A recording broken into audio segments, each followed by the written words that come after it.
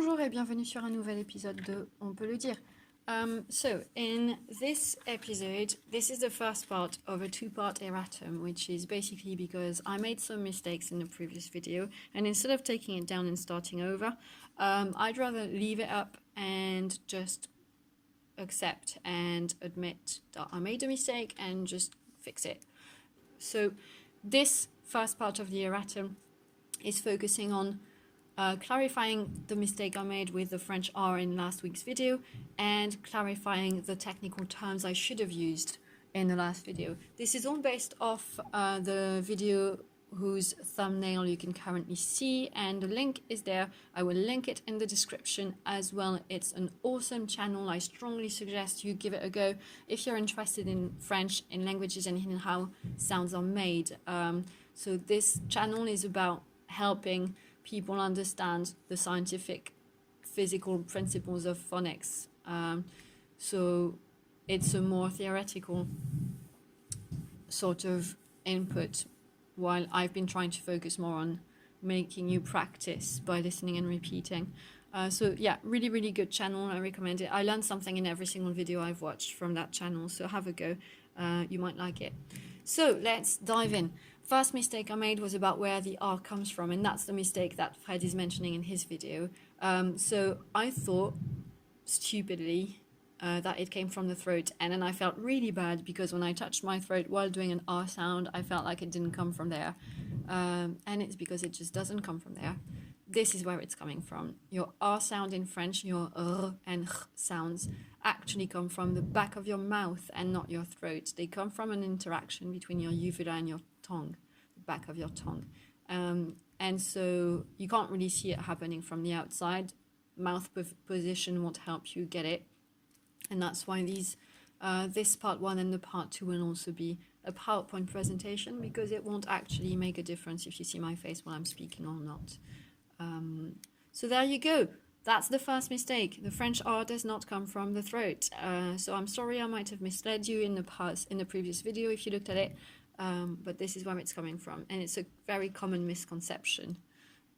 So that's there.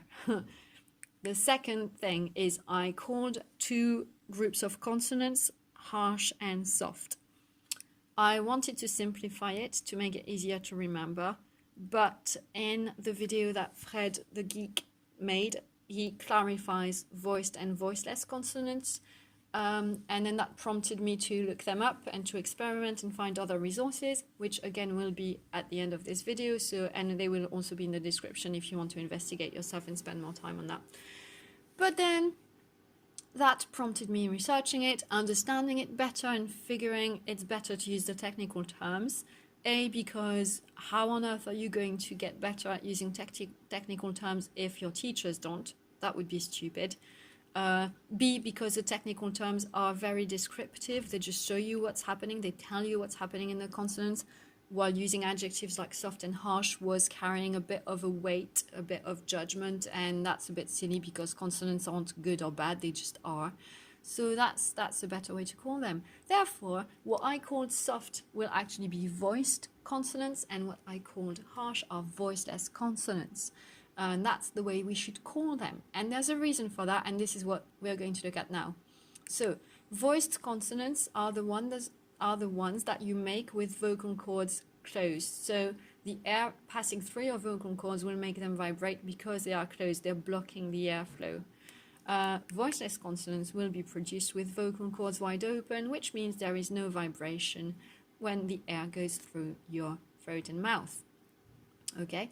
You can test it out and feel it by placing your hand gently against your throat and just speaking as you go. So if you just say a random sentence now with your hand against your throat, when it vibrates, it means your vocal cords are closing more or less, and then the air makes them vibrate. And when your throat isn't moving, or vibrating I should say, then it means your vocal cords are wide open, so the air can just go. Okay, so if you just breathe out, there's no vibration, but if you do there's a vibration. So if you just breathe out, that's voiceless, but is voiced. Okay, What we're going to do now is experiment with pairs of consonants, and I've matched up the voiced and voiceless aspects of similar consonants to help us visualize. So we'll go voiced, voiceless equivalent, voiced, voiceless equivalent. I recommend you put your hand against your throat and you really focus on, is it vibrating or is it not, and where is it vibrating? So you want to really feel the genuine vibrations and not just your muscles moving because you're strangling yourself. Okay? So the first voiced consonant we have today is your b, b, as in baba, b, b, b. So do b, b, b until you find a spot where it's vibrating, and then leave your hand where it is. Do not move it for the rest of this slide. So we go from b, voiced, to p. And in the spot where you felt a vibration for b, you now should not feel one when you do p, from the start of put, for example. P, p, p. I don't know if you'll hear me do the p sound, so hopefully you do, but if not, that's, yeah, the beginning of put. So b, p, d, d, d, and t, t, t. G, g. The one at the start of get, for example. G, and k, k, k, from cat. V, v, v, from view, for example, versus f, f, of flower. V, f, v, f. Z, z, z. So you should feel it vibrate. And then its voiceless equivalent is your s, s, no vibration. J, j, j. That's the one we have at the start of the French word je or joue, or even bonjour, je. And sh, sh.